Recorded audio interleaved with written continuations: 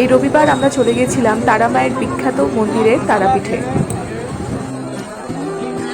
তার সাথে দেখলাম তারাপীঠের বিখ্যাত মহাশ্মশান। দিনটা ছিল গত সপ্তাহের শনিবার। আমরা গাড়ি করে চলেছি হাওড়ার দিকে। সেখানে গিয়ে আমরা ট্রেন ধরবো হাওড়া থেকে। 3:25-এ ট্রেন ছিল। আমি আমার হাজব্যান্ড দুজনে মিলে চলেছি। আমরা বেরিয়ে পড়েছিলাম তারাপীঠের উদ্দেশ্যে। তারাপীঠে গিয়ে মা তারাকে পুজো দেব, সেই জন্য হাওড়া স্টেশনে আমরা 3:10 নাগাদ পৌঁছে গেছিলাম।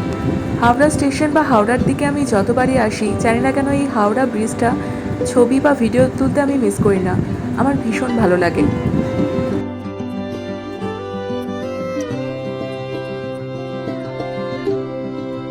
3:25 নাগাদ ট্রেনটা ছাড়লো। তারামায়ের নাম করে আমরা রওনা হলাম। রাত 8টা নাগাদ আমরা পৌঁছালাম তারাপীঠে। গিয়ে দেখলাম ভীষণ জমজমাট ভিড়, একদম মেলা বসে আছে। দিনটা ছিল শনিবার, তাই অনেকেই এসেছিল তারাপীঠে পুজো দিতে, তাই মেলার মতো বসেছিল চারিদিকে। দেখতেই পাচ্ছ ভিডিওতে কতটা ভিড় রয়েছে। পরের দিন সকালবেলা ভোর 5টার দিকে পৌঁছে গেলাম এই তারাপীঠে মা তারার পুজো দিতে। প্রায় 4.5 ঘন্টার বিশাল লম্বা লাইন পেরিয়ে আমরা মন্দিরে গিয়ে পৌঁছালাম আর পুজো দিতে পারলাম। মন্দিরের পাশে এই হলো সেই বাঁধানো ঘাট, যেটা পুরোটাই আমাদেরকে পার করে তারপর আমরা পুজো দিতে পেরেছি। প্রায় লেগে গেছিলো আমাদের 4.5 ঘন্টার মতো।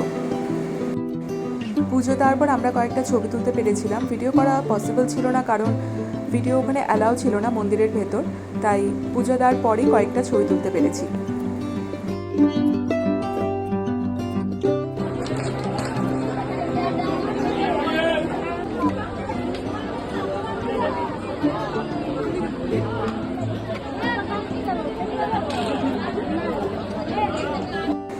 মায়ের পুজো দেওয়ার পর আমরা গেলাম তারাপীঠের মহাশ্মশান দেখতে।